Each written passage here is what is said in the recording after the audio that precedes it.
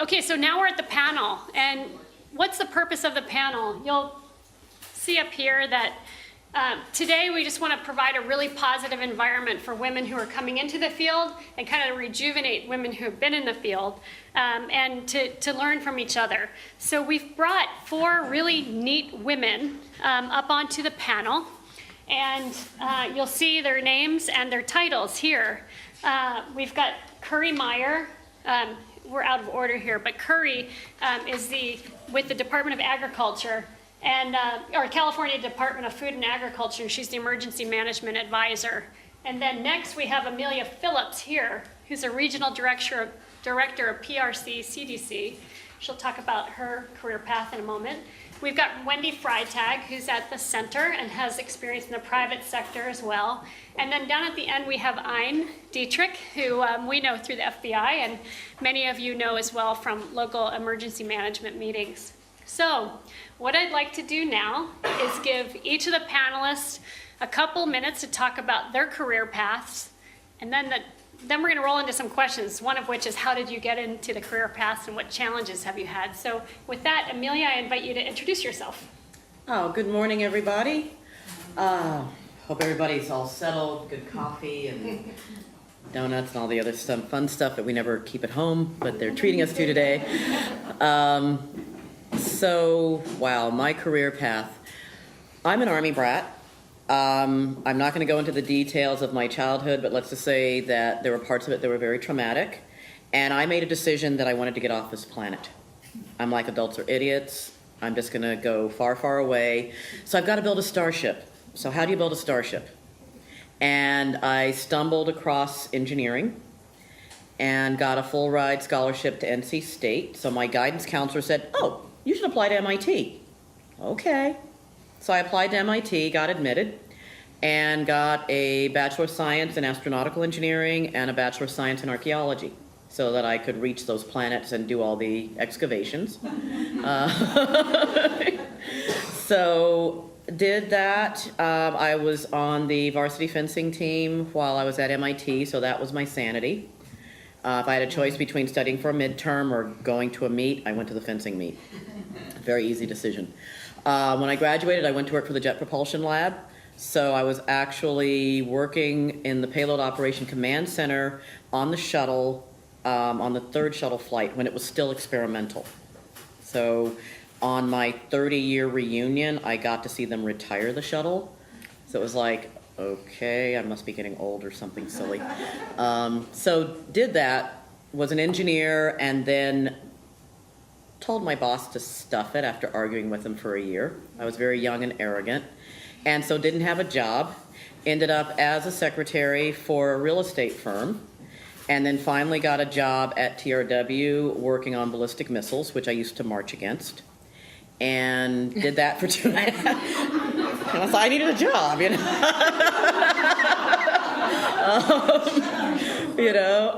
so did that for 2.5 years, and then my father passed away, and so then I became a real estate broker.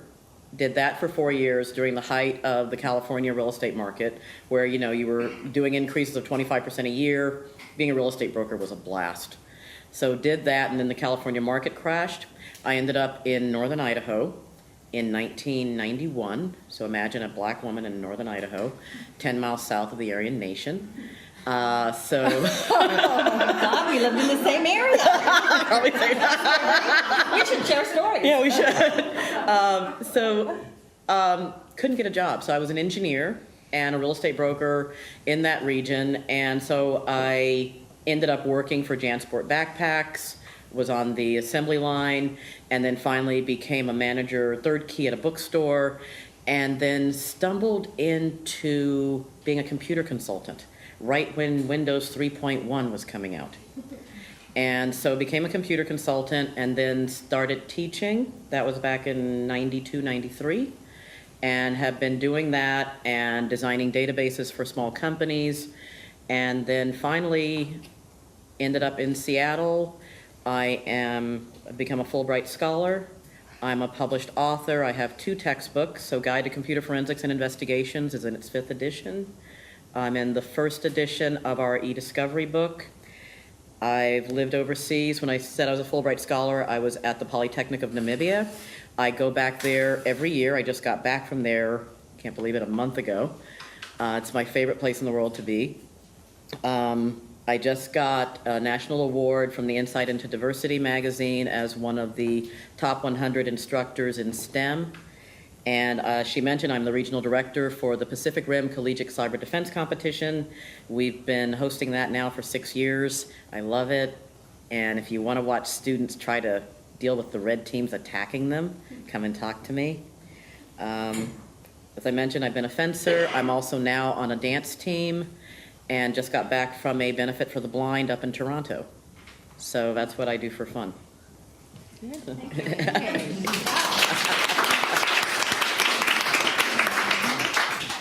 So good morning, my name is Curry Mayer, and I've been told I only have an outside voice, so hopefully you can hear me. If not, let me know. I have several levels of outside voice. First, I wanted to say congratulations on all of you being here today. Isn't it wonderful to be in a group of strong-willed and motivated women, right? We should give ourselves a round of applause, right?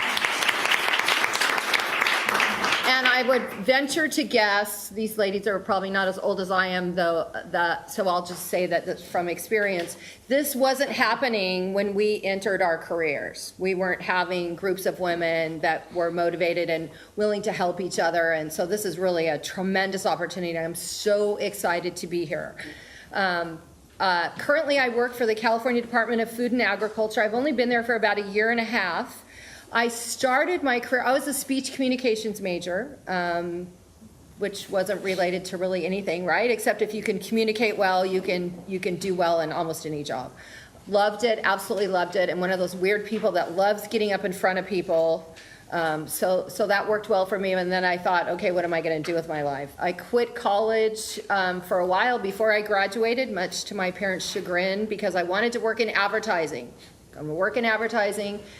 So I did that for a couple of years. It was really exciting. And then I thought, well, maybe I need my degree. Went back, taught school out of college. I got my degree. I went to school in California, taught elementary school, believe it or not. I now teach college students, and elementary school is more fun.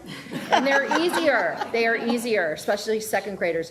Anyway, then was very disenchanted with the public school system because I had this naive idea that everybody that worked in public schools was there because they cared about kids. That was not the case. So I said, I'm going to take my skills, I'm going to move to the other side of the country, to the East Coast, and get a job in private industry. I was lucky enough to first get a job with United Press International. I was their communications liaison. I worked with the unions. Learned a lot about the news business, which was hugely interesting, and then fell into a job with a consulting firm called Booz Allen and Hamilton on the East Coast that had a lot of government contracts, and they needed a trainer. And I said, I'm your girl. I was young and a little cocky. I know that's probably surprising. And I'm like, if it's in English, I can teach it, right? As long as it's not in another language, I'm good. They said, great, we want you to well, first you're going to have to get a security clearance, so that's going to take a while. We'll have you do some other projects while we get your security clearance, and then we want you to work on protection of the principal program and learn NBC training. And I kid you, now NBC is CBRN. Those of you that are in the field for a while know what I'm talking about. But I had no idea what that was, so I said, what does it have to do with television? And they thought, oh, no, sweetie, it's nuclear, biological, and chemical protection training. So, yeah, not NBC, the TV. That's how, why they kept me, I wasn't really sure, except I was a really good trainer. So they threw me into this principal protection, and the principal was the President of the United States. So the program was a secret program that's now not secret anymore. There was FEMA had a special facility that was a secret facility that's also now been on National Geographic Channel. But at the time, it was still Cold War, and we still had tunnels underground, and we had a place where we were going to reconstitute the government of the United States. So I was really, really lucky that I had those teaching skills, could write lesson plans, and was a good communicator. And so I fell into emergency management. They threw me into this program, though, and said, in order to be an instructor in this program, you have to go through the school and do everything that all the other instructors do. Well, all of the other instructors were retired military. I'm laughing, I can see what Two of whom were Marines, and they were like, yeah, first of all, she's a girl, and secondly, she's a contractor, so we don't like you. They didn't like just act like they didn't like me, they told me they didn't like me. So, okay, but I learned how to shoot. I can, all this, right, I can shoot, and I was better than they were, which of course made them mad. I did full mop gear, hazmat, went to the gas chamber. So we're in the gas chamber with the two Marines, right, and me. And so I said, okay, you have to take off your mask in the gas chamber, clear it, put it back on. So I said, okay, you guys go first. And they started laughing, and they said, no, sweetie, we've done this already. We want you to go first. But anyway, the long story short was I did everything they did. And so then they were like, okay. She's a girl, and she's a contractor, but we'll let you stay. Was the most wonderful experience. Talk about fall into emergency management, right? Then I worked for the Department of the Army on a contract. I worked for the United Nations. I put together a decision support tool. And this is how, in the olden days, the presentation was. I went with my boss to New York. We took the train from DC to New York, and we took on the train an overhead projector. I don't know if you even know what that is, right? With the stem, yeah. So, but that was fabulous. I did presentations at the United Nations. I never in a million years would have thought, this person that used to be a teacher would have that experience. Learned a huge amount, though was from California, wanted to get back. Because of some people I was friends with, and my husband at the time knew some people in California, wanted to come back, had the teaching skills, and got a job with the Governor's Office of Emergency Services, their training branch in California. All that NBC training that didn't have to do with the television helped me hugely, right? Because I already knew the hazardous materials training. And then got a job training again, but in emergency management. Had to learn emergency management in California, which I'm a little prejudiced, but I'll say it anyway, is the best emergency management system anywhere. Everyone copies us, right? Which is the finest form of flattery. So just was super lucky that I had these kind of a skill set that I could then morph into other things, as Bridget was talking about earlier. So I spent 17 years at the Governor's Office of Emergency Services in a number of different positions, and was promoted eventually to the director of the training branch. We then merged with Homeland Security, and everyone in emergency management's life changed drastically. And we can, if you're interested, we can talk more about that later. But anyway, so spent a lot of time there, had a marvelous time at the governor's office, and then most recently was recruited by the Department of Food and Agriculture. They needed an emergency management person, and I thought, wow, this gives me an opportunity to learn a whole nother piece of emergency management that I didn't know before. So now instead of general emergency management, worked a lot with local government and other state agencies, which was really fun and exciting. Have spent a lot of time teaching the incident command system, if you know that structure, to state agencies and local governments, and just had a really wonderful time doing that. So now my focus is the drought, which, that was the perfect time, right? Water rights are hugely scary. Don't move to California. So the drought, water rights, avian flu. We have a whole animal health branch. I have a lot of response experience. I've worked in the Emergency Operations Center a great deal at all levels of government. So would love to share that with you as well later if you're interested. But I just feel really fortunate. I was telling someone earlier, don't ever feel like whatever you're doing, it doesn't seem like it's exactly related to what you want to do, and it's not exactly in emergency management, Homeland Security. It always fits. There's always something, some nugget or some piece of it that you'll use later, right? Who would think that someone who was a teacher would work for the White House Military Office? I mean, if you said that to me, I go, I don't think so. And that NBC training, right? But it's been just absolutely marvelous. really passionate people. And the other thing that Bridget said that I just want to hone in, and then I'll let Wendy talk, is that the chaos thing, if, you know, I think we're all adrenaline junkies. So if that doesn't interest you, then you probably already realize that, you know, this is not the place to be. If you like that, everything changes at the last minute, you have to think on your feet, you're doing something you didn't think you could do, you just fake it, but women do that anyway, right? We're like, oh, I can.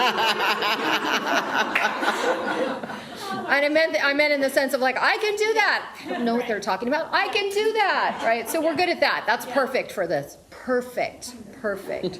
So thank you for being here, and thank you for inviting me. I'm super excited. And I have to jump in first. I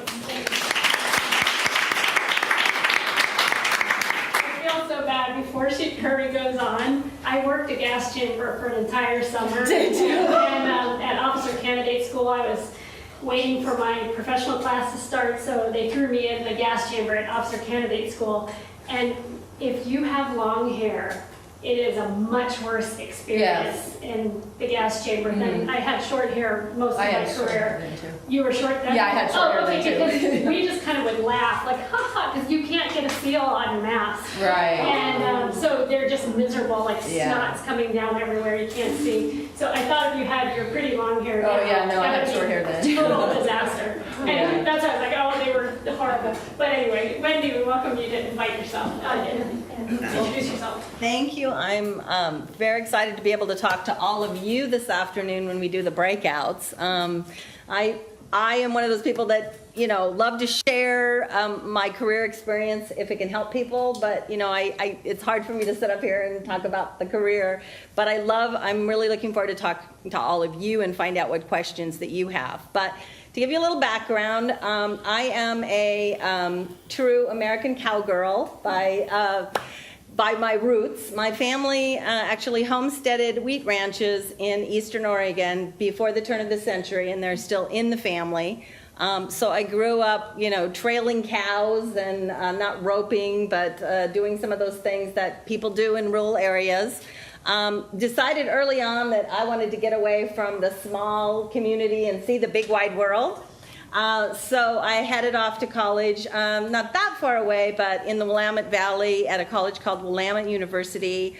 I quickly decided, well, I'm paying a lot of money to go to school here. I'm going to get as many degrees as possible. So managed to get 3 bachelor's degrees in 4 years because of the way you could combine the classes. So I did political science. I guess you could say that I was kind of interested in law.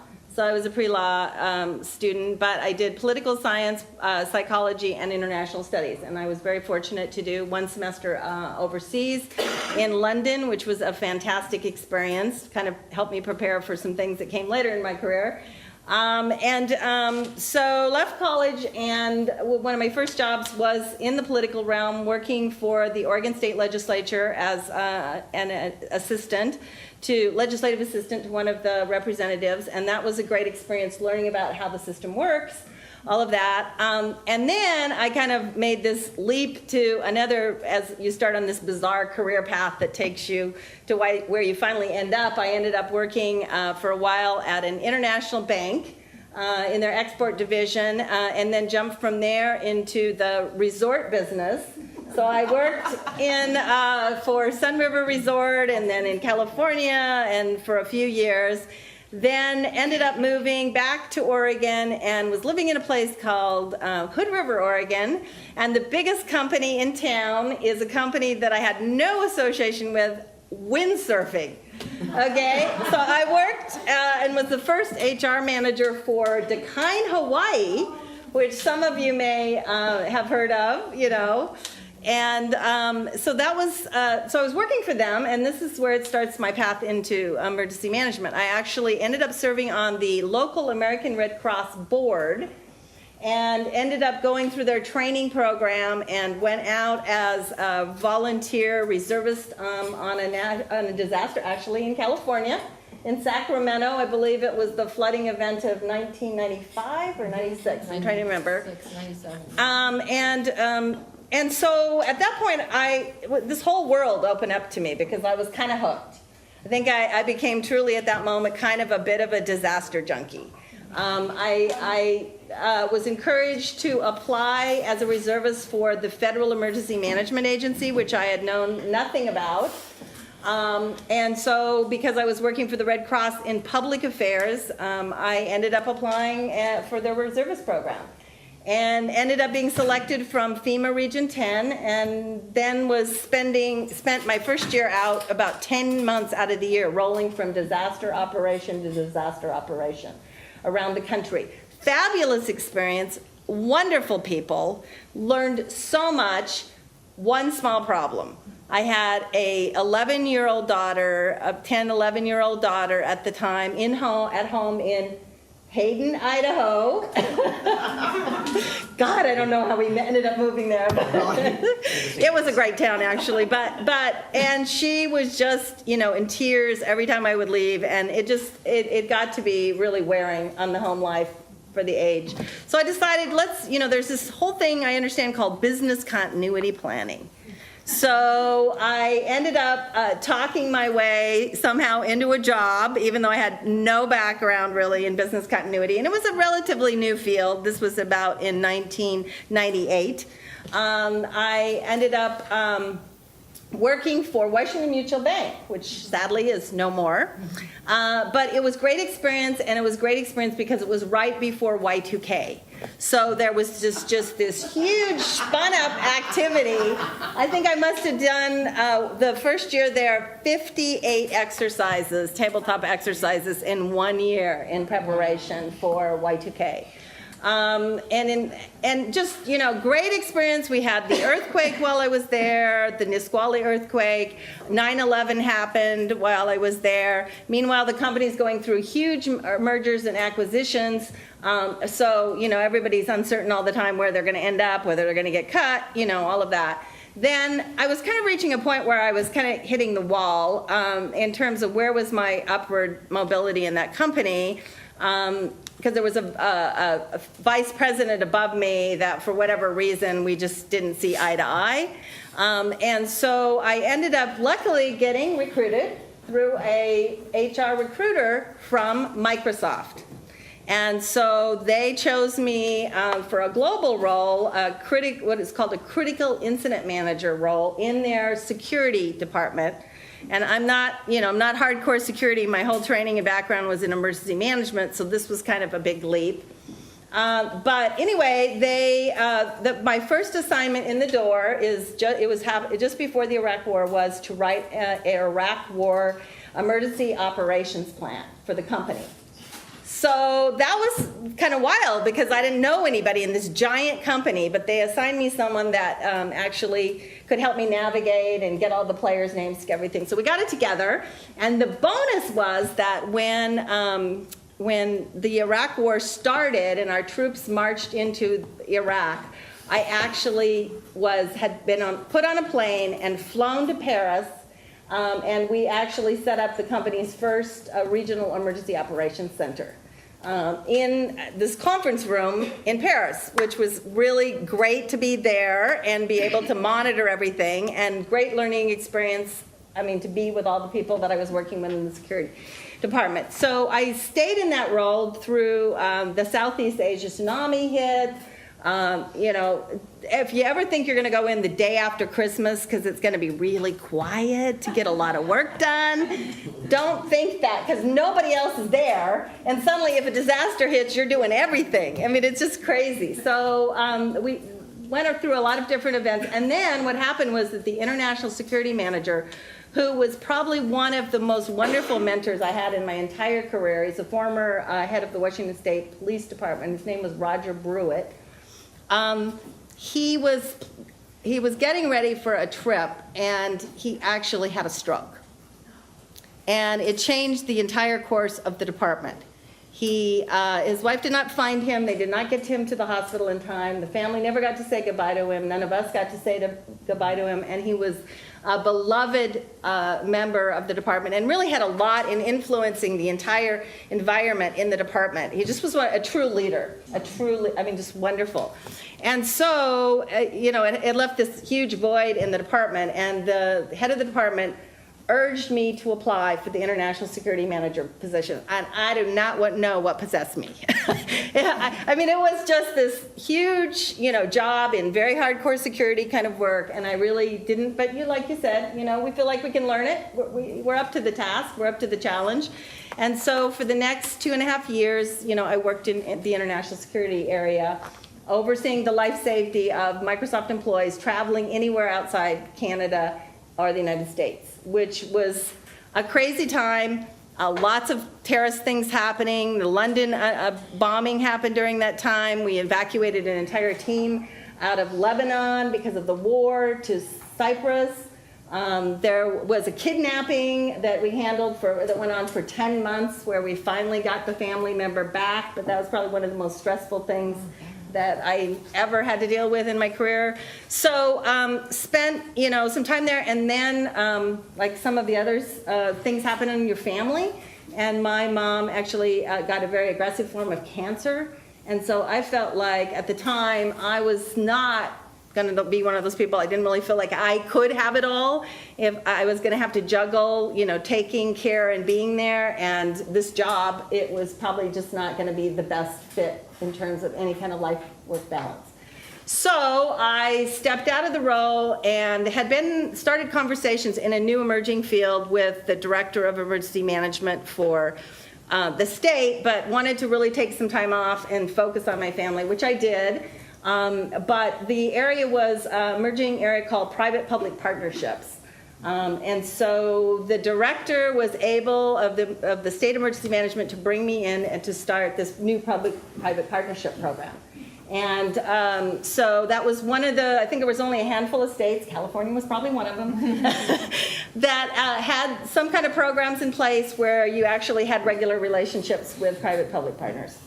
And so we did that for a few years, and then they said, well, there's this need to cut staff, but we want to start this new department called External Affairs, which has oversight for media, but business outreach, and public education. So why don't you apply for that position? So I wasn't really excited about becoming a manager again. I kind of wanted to stay working just a single program. But I decided to go ahead and apply for it. And so then I was there for another 4 years in that role. And then my dad got cancer. Oh.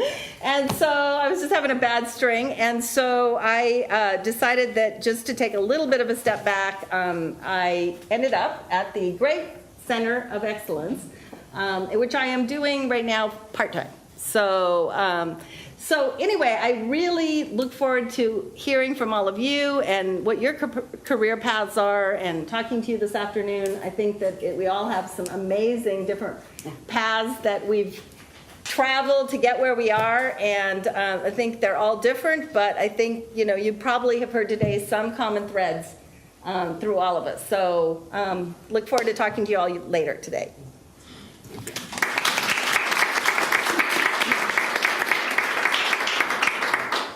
Hi, I'm Ayn Dietrich Williams, and this is the first time I've worked with Homeland Security and emergency management in this capacity, but it feels very familiar to me to be in a room full of women who are all charging forward and all laying out very ambitious plans for themselves, because I went to a women's college. And unfortunately, I don't like that this is still a truth in today's society, but I find that even though I'm outspoken, no matter what kind of group I'm in, I often don't hear all of my females' voices, all my counterparts' voices. And so I really enjoy when we're in a room like this where I get to hear from more of you. So that's where I come from in excitement for today. I'm the media coordinator for the FBI in Washington State, and I'll tell you more about that in a minute, but I first just want to acknowledge right out the gate that I think I'm a little bit of a bridge between these really accomplished women who have breadth and depth in their professions, and with some of you who are just starting off. I've been in the FBI for 10 years, so I'm not quite new, but I'm also quite not seasoned yet. So 10 years in the Bureau, I've been there the entire time since school. And so I feel like some of the things I've heard from my colleagues here resonate with me, and that I haven't taken a direct path to where I am now, and I didn't even know I'd be where I am now. But I did not take as much of breath because I was raised by a tiger mom. So I have some, there are some elements of circuitousness in what I studied and what I've pursued, but it's always been within this track. So that's the first important thing to tell you about those 10 years of my career and in my background leading up to that career, is that I always had this immigrant mother who wanted me to not squander the opportunities that I had in this country that were so much more privileged than my cousins in the Philippines. And so my mom always pushed me that it wasn't just good enough to do something, but I had to be the best at it, or I had to build towards something. I grew up in DC, so combine, first of all, I want to point out, really put a pin in that, everything I do needed to build to something else. At the same time, my mom was active in politics, and I would see people, I would help with elections of people who'd been on the school board for 10 years or had been in the state legislature for 8 years. And then they were running for state attorney general and they lost their election. And I was interested in politics, but I saw these people who I wasn't sure loved their first steps. They were just doing it in order to then run for the next office. And when they lost that election, I thought, what a shame that they've wasted so much of their time on what was an intermediary stepping stone. And so I pledged that, secondly, I would never do something that I didn't enjoy at that time. So I have to combine these two things, right? I have to build towards something. So I want what I do to lead me somewhere else, but I also want to enjoy it. I don't want it to just be a stepping stone. So now a little bit about how I've employed these techniques. In growing up in the DC area, I always knew I'd work for the federal government. It's just around me. My mom was involved in the federal government. And so starting in high school, I started seeking internships. But this is what I'm saying about finding something I like at the time. I did whatever struck my fancy at the time. When I loved journalism and I loved communications, I got an internship at the Voice of America, and I worked on some of their communications overseas. A few years later, when I really wanted to be involved in politics, I got an internship at the White House. Years later, when international studies was my bag, then I went to the US Embassy in Madrid. All of these federal internships, you can see, they're still pretty close in a track, right? They're all still federal and they're all still moving towards something, but I didn't hold myself to saying I have to do one thing. I have to do international studies. I have to do communications. Whatever struck my fancy at that time, I pursued that. And I'll tell you a little bit later about why I think that's important for all of you. And oftentimes if a high schooler comes to me and says, I want to be in the FBI one day, what should I study in college? They're surprised that I say, study whatever you want. You know, you will make it fit. So study whatever you want. And so that's kind of the theme from what I did leading up to college, through college. So I found myself with all this oscillation. I was at a liberal arts education, this women's college, a liberal arts school, and I found that supported very much this mindset where make sure everything's building somewhere, but do what you love. So for years, I would really focus on my journalism love. I edited my college newspaper. Other times, I would get really involved with student government, but I did both of those things, and I kept moving back and forth until I finally found myself with a master's degree in China studies. And I got something called the Presidential Management Fellowship. That got me into the FBI right at 22. So 22, I'm already where I thought I wanted to be, somewhere in the federal government, but I never planned on the FBI. I just used the things that I'd been doing out of love and built on it. And that's where it led me. So with the FBI, same thing. In 10 years, the reason why people oftentimes come to the FBI and stay with the FBI for their whole careers is because there's a lot of mobility. My story is not unique. Just as you heard about Bridget's husband, people move from different field offices overseas. We move from different job roles. There is a lot of mobility and a lot of opportunities so people can make a whole career. So again, I'm still within a track. I've been in the FBI my entire professional career, but I've moved a lot. At times, I was a speechwriter for one of our executives back at headquarters. Another time, I was the daily intelligence briefer for the Attorney General and for the director of the FBI. That was really more the closest to what you see on like 24, right? That old show where people are staying up all night and learning about threats. That's very different than when I'm writing touchy-feely talking points for someone about, you know, let's inspire America and let's move forward. These were very different worlds, but I did both within my career at the FBI. I was the intelligence analyst who supported our offices in Asia, which really used used my master's degree. At other times, I wrote newsletters for executives back at headquarters, back to my communications, right? So I was really pulling on what I did in my liberal arts education, what I did in my internships, which is going back and forth to whatever interested me. And that led me to where I am now, media coordinator of the FBI in Washington State. It really does pull together both.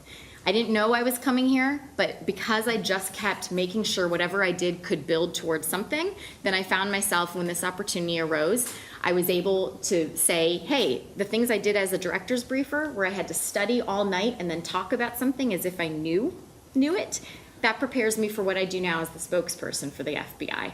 Oftentimes the media calls me and they ask me about a case that I've never looked at before, and all of a sudden I have to study it really quickly and then talk about it. On camera oftentimes, where I don't have an opportunity to take back the words that I say. The things that I did as working on the newsletter, I use today too, because internal communications is part of my job, and I want to reach out to people in our division across Washington State to keep them connected. So let me pull that all together again. The things that I think have been key to my upbringing, my education, my career, has been making sure I'm building towards something, but also doing whatever interested me at the time. And the way that all pulled together when it came to building a career are three things that I think might be useful to you. One is that I always sought those opportunities. They didn't just fall in my lap. There were no high school interns at Voice of America, but I was just a scrappy teenager who wrote a bunch of letters until finally somebody said, sure, you can come in and volunteer, kid, and call yourself an intern. The year that I worked at the White House, they had already filled all their internships with people from Texas who had worked on President Bush's campaign at that time. So again, I wrote to them and I said, could I just volunteer? And I got into the volunteer office, and they then roped me into the intern program just because I was plucky. So the first thing was seeking opportunities. Even with this job out here, I knew nothing about media coordination, but I heard about it and then I learned about it. So seeking opportunities, to understand the value of each experience. Instead of throwing it away, and I heard Curry saying a lot of this too, instead of throwing it away and saying, gosh, I worked on that newsletter for a while and now I'm briefing the director, they have nothing to do with each other, I would search, and it was almost like assigning myself an English test question. What does this have to do with what you do now? And I would find that answer, and then third, I'd sell myself. So even if it really wasn't a big connection, I can turn it on and I can tell you why writing that newsletter makes me a better briefer. And so this is what enabled me to take a somewhat circuitous route, again, still on the track of federal government and the FBI, but how I've been able to be a briefer and then now a media coordinator. And they really aren't related, but I found I teased out the little pieces of how they're related, and then I sold it in order to get that next job. I told people, you want me to be the media coordinator. Although I have not been a journalist, although I have not done emergency communications before, let me tell you that I know the FBI, and you want me out there speaking in front of the cameras, because I have been a briefer, and even though I don't know a topic area, I will study it really quickly and I will talk about it like I do know it. And that's how I get the job. So I want to share that with all of you. Seek opportunities, understand the value of each experience, and then sell it. So I think we'll have more opportunities to talk about that, but just as a brief start, I wanted to throw out a few of the things that I've done, so that way if you want to ask me more about it later, I guess I should last say, when I say I've moved around a lot, in addition to the opportunities I've already thrown out there, part of the things I've done in the FBI is I worked at the CIA as the FBI representative for 6 months. I worked on our counterterrorism fly team. I worked in our international operations division preparing the director for overseas travel. I told you I did communications. So point is, I'm throwing that all out there so I don't give you all the details up front, but if you want to ask me about it later, then you already have a taste of what I could talk to you about.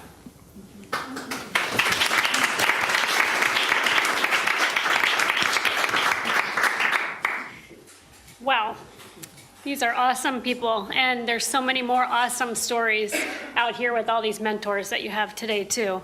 A couple things that I want to just wrap up before we go to the next question. That is on seeking opportunities. I'd even love to maybe put a piece of paper out where those who've been in the field, Jade for one, if you could start listing volunteer opportunities, because I know you got your start too, or have continued to tie into some organizations. The Red Cross, Team Rubicon, I'm part of that. It's a disaster response program for veterans, working at EOCs, being a FEMA reservist, working in the governor's office. I might think, Kelly, maybe we could start a sheet where people could write down volunteer, places to pursue volunteer opportunities, because that we could type that up and send it as an attachment to you. It's hard to take all this in at once. Ayn mentioned at the beginning of her intro that she wanted to hear everyone's voices. So as we proceed through the day, we hope to hear everybody. That's actually how we got you here, Ayn.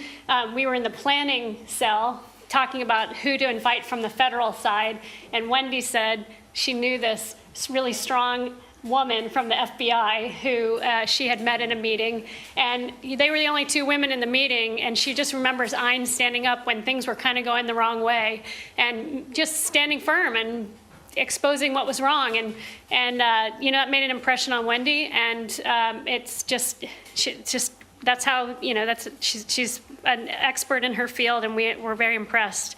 And then finally, there's another topic we could go down at some point today, and that is, Wendy mentioned that, about family requirements at times pulling you off track. That happens to women a lot. Whether it's your elderly parents or your partner or your children, somebody getting sick, we have an obligation a lot of times, we feel, to help support that. That's taken me off track a couple times, but I think if you're a really strong person and you want to continue growing, like we said, maybe that's why some of us have these circuitous paths, but those things are sometimes temporary, and then you just continue back on your track. And I think it makes us better, stronger people in the end. Let's move on to question 2. Now I'll open it up to anybody who wants to respond, and that is, have you served as a mentor or used a, that's the wrong one. Have you served as a mentor or used a mentor as you've progressed through your career? And I think I mentioned to you, I've used several, and they happen to I looked for the best person around, not necessarily a woman or a man, to serve as my mentor. But could anybody answer that for us? I can start with that. I've had several really good mentors. One gentleman, when I was living in northern Idaho, that was where I really that's when I really realized I was black. Because Are you black? it would always come down to, I would apply for a full-time position, and it would come down to me and either a white male or a white woman, and the other person would always get it. And at one point I'm like, I really should sue these people. And I'm like, it's not worth my time. And he's like, if they're not going to hire you, you need to start applying elsewhere. He was the interim president, and he's like, you're wasting your time. You need to do this. And so I made that happen. Another person who really influenced my life, I worked for her off and on through continuing ed when I was at Spokane Falls and at North Idaho College, and she called me up one day when I was just finishing my tenure at Spokane Falls Community College, and she's like, Amelia, would you like to do a faculty exchange? And I'm like, not on my list of things to do, no. Come to dinner. Okay. By the end of dinner, I had my first invitation to go to Namibia, which was a country I'm like, where is Namibia? Pull out the map. Oh, okay. Sure, let's go. And I went, and my first visit there, I'd been there for 2 days when September 11th happened. So I got stranded over there. But time went on, and now we are now sitting 14 years later, and I'm still going back there. And when I talked to her, she's like, I had no idea when I introduced you to them that you'd still be going back 14 years later. So you never, ever know what can result from that. And then I'm also one of the organizers and a speaker at the Young Educated Ladies Leading, which is for young girls of color in middle and high school. So this will be our third coming up this April. So we have 350 young ladies that show up for that weekend. I'm also a member of TrustWise, which was a 7-year NSF grant. Did it up at Cornell and then just did it at Berkeley. So I'm a mentor for young ladies getting their dissertation in the IT field, which I went through holy hell getting my dissertation approved. And so I'm there for people going through that. So they call me when they're like, my dissertation advisor just told me this, what do I do now? And it's like, okay, it's all right, breathe, and let me get you through that. And then I'm also a member of WISIS, which is Women in Cybersecurity. We are still only at 11% of women in cybersecurity. So we're coming up on the third conference, so I'm a mentor there as well. I took 5 of my students to that conference this year. So it's really trying to build people up and help them. And a lot of it for us is emotional because guys in IT can be really, really ruthless. And some women in IT are ruthless. So that's my experience with mentee and mentoring. Thank you. I want to jump in because Bridget said something that really resonates with me, which is that I always requested my own mentors just by looking at who is leading the field or the group that I'm in at the time, and then approaching them. And it wasn't a formal thing. It's not like I'd say, hey, could you mentor me? Really, all it was asking them to give me feedback. So I don't even know if they knew that they were my mentors, but that's how I saw them.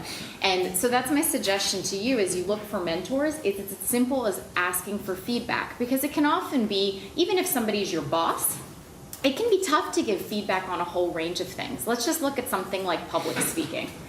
If somebody is has their hands in their pockets and they're shaking their keys a whole lot and they're nervous, you might watch that person speaking and you feel bad for them because they're nervous. You're not going to go up to them afterwards and say, hey, you know, if you want to be a better public speaker, you might want to take your hands out of your pocket. You'd feel really rude. You know they were nervous.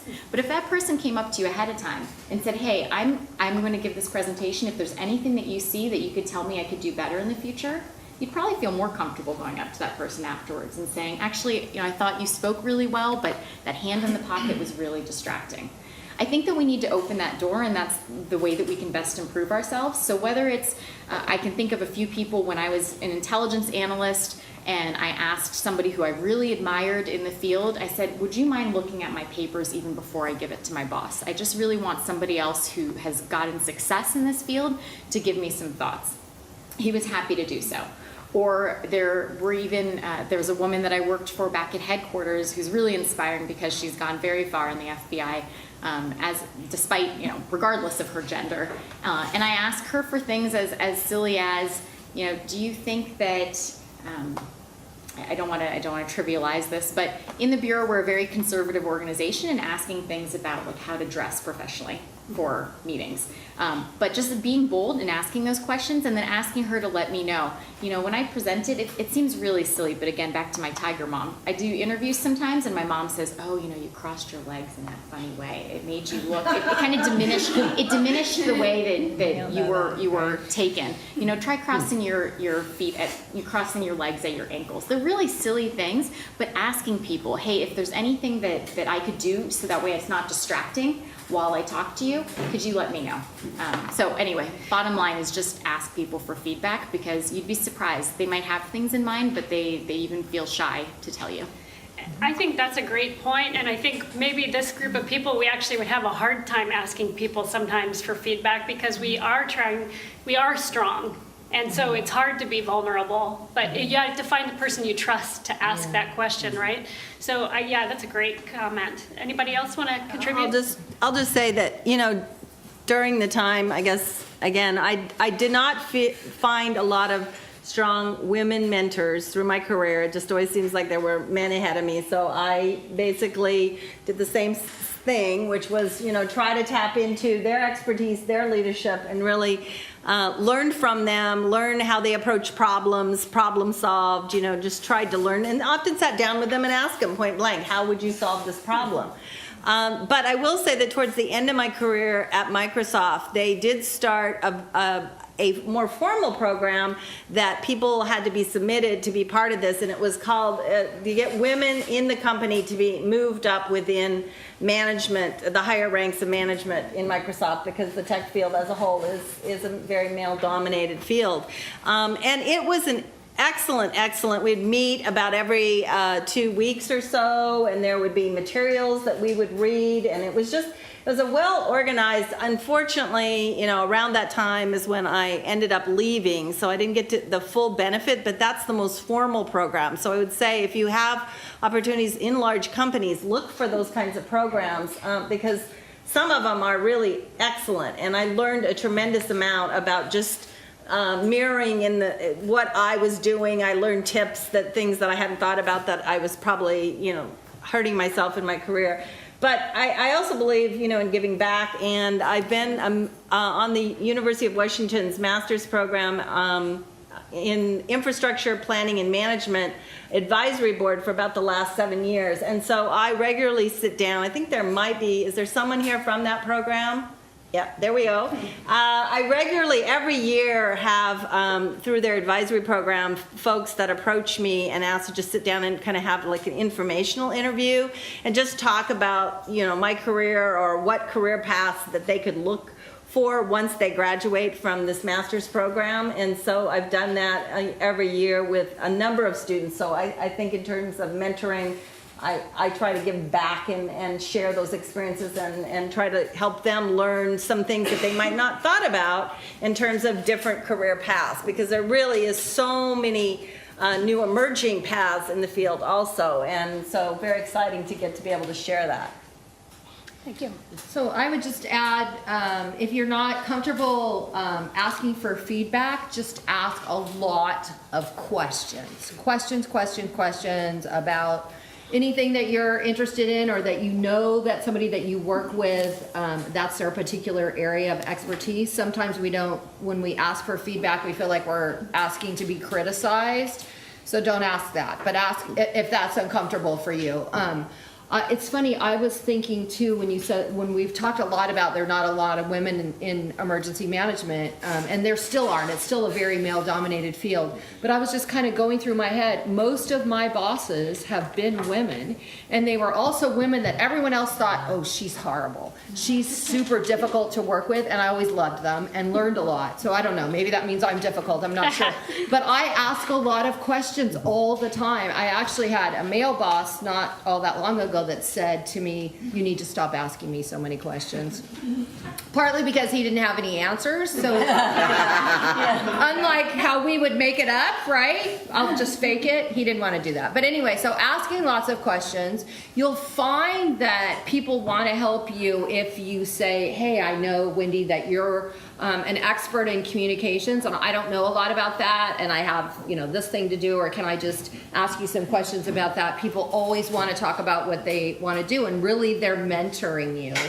I have a mentor now, even though I've been in emergency management for 25 years, who's someone I met when I got more involved in the education piece of emergency management and Homeland Security. We worked on a task force together, putting together a curriculum in California, and he is one of those people that has this just amazing career. He's worked for every secret agency in the federal government with all those letters, NSA, PDQs, FBI, all of them he's worked for, every single one. He's still on advisory boards at the Pentagon. He's always telling me something. He's like, hey, you want to do this project? Or, hey, you should write a paper about, and I thought, wow, this guy's really actually mentoring me. You would never know that he's had this fabulous career. But so sometimes you fall into something by doing something that you love or that you're interested in, and that you're paired up with somebody who's done that for a while and can offer you some advice. So ask questions.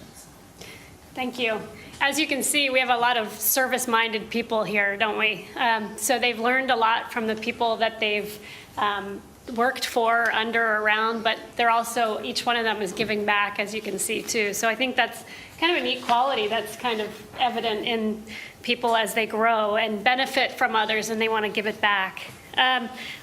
Someone mentioned finding mentors in your work, but also look to your associations that you're affiliated with too, because you can find it was Wendy. You can find formal mentoring programs now in a lot of associations.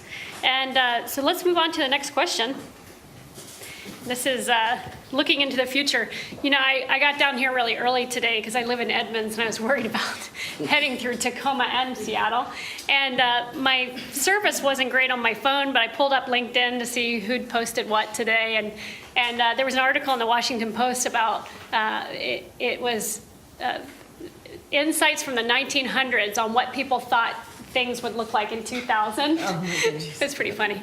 But we're going to look to the future in this question too. And let's hope that we're not totally off the way they were with like whale taxis and very strange things. But so our next question is, looking to the future, what does the field look like to you in relation to female leadership opportunities, and how do we get there? So I'd say that 50% of the U.S. population is female, and then Amelia mentioned 11% of cyber leadership are women. 20% of the Homeland Security Emergency Management leadership positions are filled by women. And I'd like to say that at Department of Homeland Security is 33.7 or 31.7, so a little bit more in the sort of the federal structure there. But how do we get to closer to 50%? And I'll ask you all, and then I'll open to some of the people who are in the audience who I know might contribute too. Is that a tough one? No. So I have sort of two things. I'll start with a story. So a dear friend of mine, I've known her since I was 15, and being an Army brat, that's saying something, because you move every 2 years. Yes. We've actually known each other since we were 15 years old, since high school. And I ended up at MIT, she ended up at UCLA, and then she went into the Air Force and became a pilot. And we kept in touch off and on, and then I get this invitation a few years back at around the time of our 50th birthday, inviting me because she was becoming the first woman of color to become a brigadier general in the U.S. Air Force as a fighter pilot. And so I got to go to that, and it was at the Tuskegee Airmen National Convention. So a lot of her mentors were the Tuskegee Airmen. She had been introduced to them when she was first going to flight school. So, how old am I now? So it was 2 years ago, on our 55th birthdays, she became the first woman of color to become a 2-star general in the U.S. Air Force and given a numbered Air Force. So she is the commander of the 22nd Air Force. Wow. And so I got to go to see her pinning there outside of Atlanta. And that was so much fun to see that happening. So what's going on is now the door is opening, and I'm not sure if you all saw the interview of the gentleman that played Martin Luther King in Selma. Yeah. His interview, he said when Sidney Poitier got the award for Best Actor as a black actor back in the 60s, the door got open, but because there weren't more behind him, the door started to close again. So now we've got the door open and we're sort of keeping it propped. We need to get more women in there and more of us moving forward. And what that's going to do is, like, you know, where you pay for the coffee of the person in line behind you. That's what we need to be doing. Is we were all helped in one way or another. We've all been mentored by someone. We're going to turn around and mentor others and bring them forward. So that when I decide I want to retire in 5 or 10 years, I know that there are other women ready to take my place, and I don't have to worry about it. About, oh my God, we're still fighting over this, and I'm 90. So I don't want to be worried about that. So that's what I see. The door is open. There are obviously more of us coming, and we just need to keep pulling each other along. I think that there are a lot more opportunities.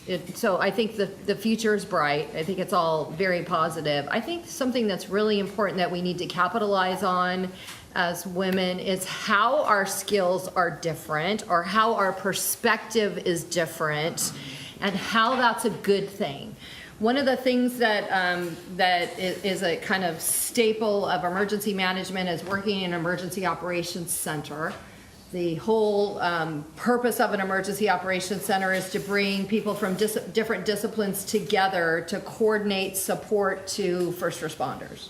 Okay, so I am fortunate enough to have had a lot of experience in an emergency operations center for all the declared disasters in California since Northridge earthquake in 91. So, but that's a perfect example of how women tend to be more collaborative. They have we've had to rely on each other more or rely on our relationships in a more general way, less in competition than our male counterparts. Now, not always, it's bad to make a generalization, but think about those skills that you're good at and how they would translate to something in emergency management and homeland security, and then sell those or capitalize on those. And know that all the skills that you're learning can be used in some fashion to make your career more successful. Okay, so those things that we bring as women and in leadership especially that are different, they're not necessarily better, but they bring a fresh and different perspective to the field that's really needed. And that collaboration piece, you hear all the time that, people always say emergency management, homeland security, the most important thing is relationships and networking. Well, it is, but isn't that true in life? Right? The quality of your life is based on the quality of the relationships that you have. But thinking about how your other role as daughter, sister, friend, mom, whatever, how those things that you normally do can evolve and help you in this field, because they really are complementary.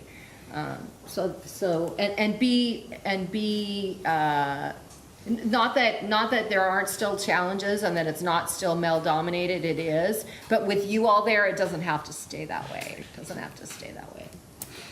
So I think that there's an amazing amount of opportunity for female leadership. And here's why I say that. Because there are amazing amounts of thorny problems in this field that we have not tackled. In fact, I think we haven't really tackled some of the toughest stuff, because as you go from disaster to disaster later in my career, I start to feel a little frustrated that we haven't tackled these things because they show up time and time again on after action reports. So my challenge to all of you today is, here's how you can become a leader. Become an innovator. One of my favorite sayings that I've become a favorite of in the last years of my career is a saying by the Canadian hockey player Wayne Gretzky. Some of you probably know this. I skate to where the puck is going to be, not where it has been. So that is my tip for you today. There is an amazing amount of stuff happening in the field today. There's a cybersecurity, Amelia quoted the small amount. Pick an area of the field that you can be passionate about, that you feel passionate about, because passion is something that will distinguish you, that will make you stand out. And you can become an expert in that area. It might be some little niche area of the field. But if you really can distinguish yourself and you become known, you'll be asked to speak at the national level. When I got into the whole private-public partnership thing, there was some people doing it, but not that many states. And then suddenly, you get sucked up into this vortex. I mean, where are the experts? You're looking around, it's not me, but then suddenly you're the expert because you've got a passion for that area. You have some ideas about how you can make it happen. You're innovative. And you really show initiative, and that's what it is. That's how you're going to become a leader, because there's so many tough problems that really need, tribal is a big emerging area. And like, if you want to get a job with FEMA, I mean, they now are hiring. You look out there and you can see emerging areas in different areas of the field just by looking at the kinds of job announcements. There's new legislation that has passed all the time that's focusing things like oil trains is a big topic. And so, for instance, in this last legislative session, so pay attention to legislation passing through, because that's where the funding goes. So in this last legislative session, they passed a bill at our state legislative level to fund 4 planners for oil trains. I was telling this to somebody today that had an interest kind of in hazardous materials or oil trains. They're going to hire, they've hired the manager, they're going to hire 3 additional people to be planners around the field. The jobs are out there. What you have to do is know how to look, and there is, being the longer in the field and looking under the different terminologies will help you find those jobs. But there really is so many areas out there that really need enthusiasm and innovation to tackle that we haven't tackled those issues. And I think if you can be a problem solver, if you can be an innovator in that area and distinguish yourself, you'll rise quickly, because people love problem solvers. They love innovators. Again, I find myself as somewhat of a bridge because I feel fortunate starting my career in 2005. I haven't seen some of the obstacles that I hear, for instance, Amelia saw when she was in Idaho. When I came into the FBI, there had already been a female assistant director of the intelligence directorate. So I came into a world where I wasn't fighting the battles, and to some degree I was blind to it. But I also am a bridge because I do work for the FBI, that is still a historically conservative organization. So in the regard of my being at the tip of the millennials and where I am not facing some of the same challenges, I would just echo with what Wendy said and what I said at the beginning, which is just as a person, regardless of your gender, just continue to seek opportunities in whatever your interests are. So if it is, as a woman, if you decide to take off some years to raise your kids and not be in the professional world at that time, don't discount it, still sell it, or still seek opportunities, volunteer while you're doing so that way you can, when you are ready to re-enter the traditional workforce, that you can say, here's what I learned from being a mom at home, here's how it was really tough work, and here's some ways that I continued to learn about the field. This doesn't have anything to do with your gender. It's just seeking opportunities, positioning yourself, like Wendy said, and then selling all of that, so that way you're still marketable regardless of your gender.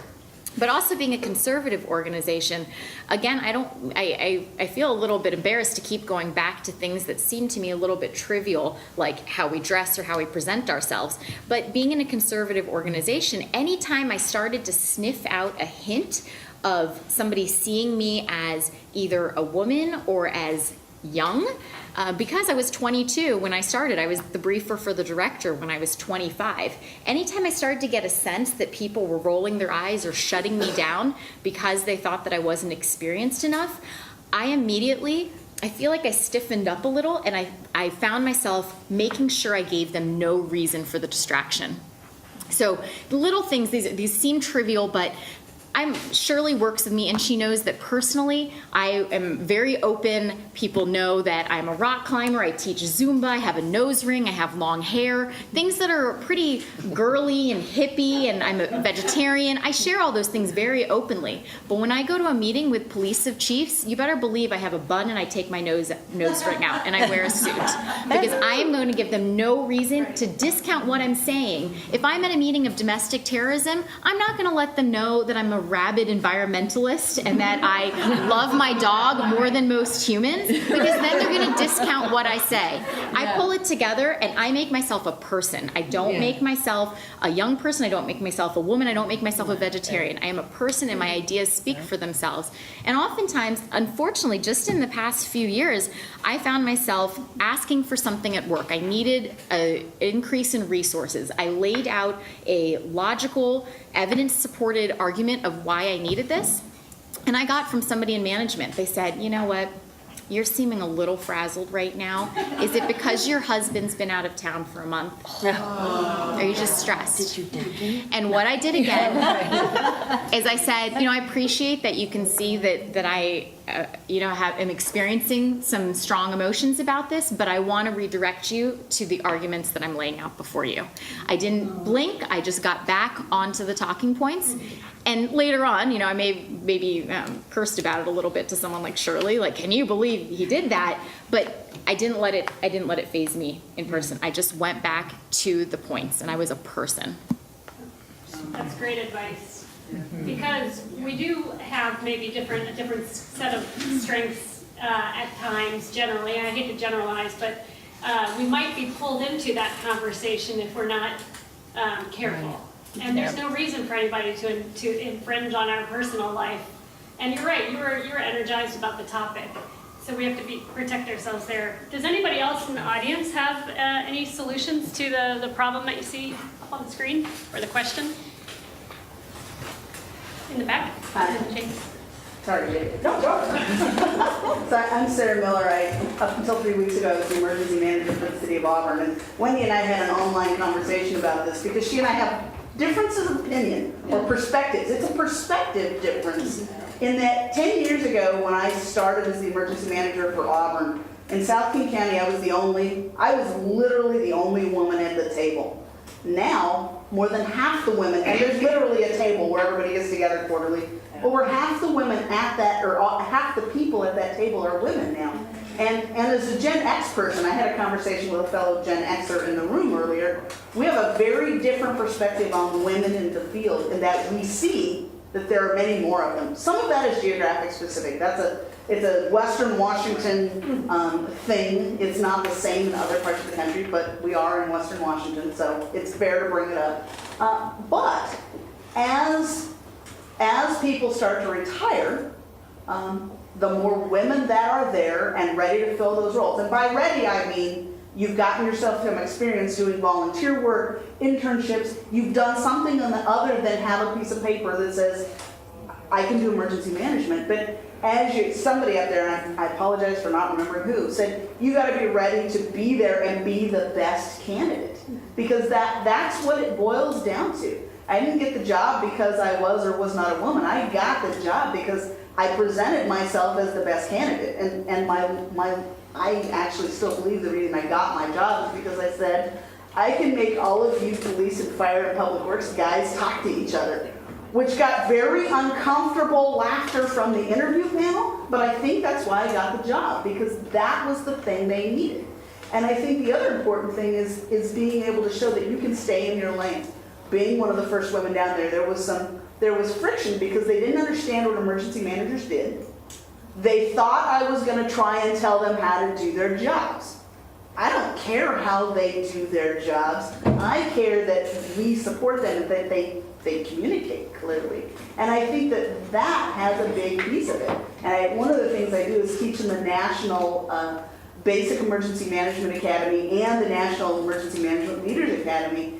And my observation there is it's a very even mix of men and women across those programs as there's a broader recognition of this as a career field as opposed to, and I had this experience recently where someone said, oh yeah, emergency management's that's a great retirement gig.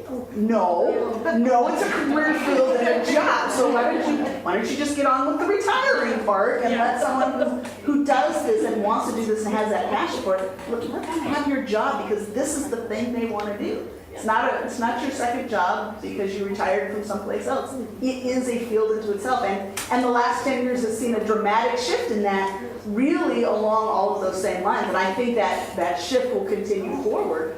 We see it on the business continuity side, where a tremendous number of my colleagues on the business side are women. And I think that will continue as all of you continue to get your education and experience and are ready when the great frustration of Gen X, which is nobody retires ahead of us and we just get stuck, you're ready to go when those positions open. Thank you. Jake? I would tag on and kind of support a number of things that have been said. Number one, if you do what you love for a living, you're never going to work another day in your life. And you need to be really prepared to step into what you love and step into your passion. And the way you're prepared to do that is by getting the experience that you can speak to so that you're able to speak that truth in an interview. And really, the thing you need to be able to do is get the interview. When Anne talks about selling it, if you can't sell it on paper, if you can't make them see in your letter and in your resume that you have the skills, the knowledge, and the ability, you're never going to get the interview. But once you get the interview, then you've got to let them know how what you've done connects to where you want to be. So yes, it's a circuitous path. You're going to bring all of your experience in a variety of different areas. I was saying to our table here that my work in emergency management started when I was 14 years old.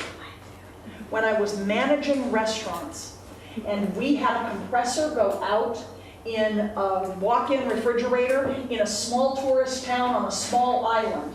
And I was responsible for being able to feed all the tourists all weekend with the food we had on hand, which was about to go bad because I couldn't get a compressor repairman out to the island in the middle of tourist season The last vote was at 11 p.m.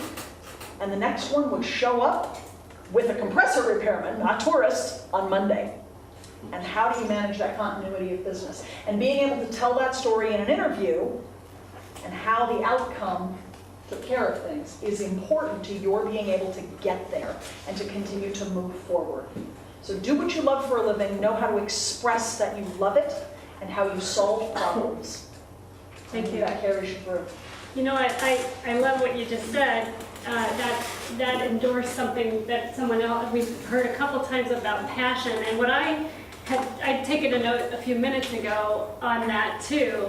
And not only should you follow something that you feel passionate about, but it also gives you the ability to withstand some of the tough times too, because you love that field. So it helps you with endurance as well, which you sometimes need, all of us need in our careers. So that was great, thanks. Which island? San Juan. Oh, I wasn't here. Okay. Oh my gosh, that's awesome. Does anybody else have anything to contribute? Hi, I'm Robin Blacksmith. I'm the Director of Safety, Security, and Emergency Management for Shoreline Community College, but most of my field was 23 years in policing. And so when I started out, I was the only female on the ship back in the day. It was a really interesting dynamic. And there was a lot of harassment back in the day, of course, and I was a young female. And part of it was a lot of great fun. And in the first years I would work for free. It was so much fun, but I felt like I picked this field and I have to be the best that I can be regardless of what's going on around me. And everything that these ladies have said resonates with me, especially your mother has obviously been an awesome mentor. I want to know what she wants you to be one day, right? But I think that one of the most important things is that, like I said, when I was young and standing up in front of a group of people and talking to them about protecting their business and they were staring at me, I was thinking, gosh, I'm in my 20s and I'm giving these people advice. And the one thing that I always held true was never to BS. If I didn't know the answer and I was standing there, I would tell them, I don't know the answer to that, but I am going to find it and I will get back to you. And then I followed through on that promise to get back to them. That alone built trust and relationships, and you have to keep that integrity about yourself. When you're new and you go into a job interview, you don't BS. If you don't know, you say, and someone mentioned it, I'm willing to learn. I'm going to learn that. I can do that. And you sell yourself that way. So I think that's really important. Now that I'm on the other end of the spectrum, I look back and I look at younger people thinking, wow, like you know so much more than I knew when I started out. I think the quality of what you're learning now is probably much greater than what I got, attending university. So the other piece I'd say is relationships really, really matter. Some of my best opportunities came from joining an international organization, and I met people from around the world who then either liked me or thought I knew something and invited me to come to their country and speak. And I would say, gosh, my police department would never pay for me to do that. That's just unrealistic. And they would say, we'll pay for you to come over. And I mean, that led to friendships around the globe that are just, really enrich your life besides give you experience. So the more, I think, opportunities that you can look at, and they've said it so well, you might think, oh my gosh, I don't want to go do this, or I wouldn't really want to do this long term. It turns out to be something else altogether. Thank you. Well, my alarm went off. That was purposeful. Our panel needs to come to a close now.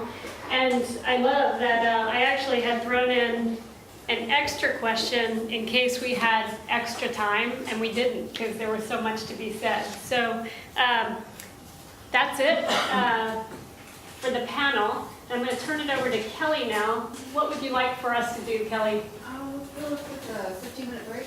Okay, and then lunch will be at 11:30. Okay, lunch will be at 11:30. So, do you want to bring us back in for discussion, or are we just going to roll into lunch? I'll just roll in lunch. Okay, great. That's in In here, and can we sit out? Oh, the lunch. Yeah, tell us how 'cause there's, Lunch is a working lunch, and we'll be at, lunch will arrive at 11:30. Let's take half-hour break, come back at 11:30, and we'll have a meeting organization seminar okay. following the meeting. Okay, great. So enjoy the trails, meet up with somebody, and take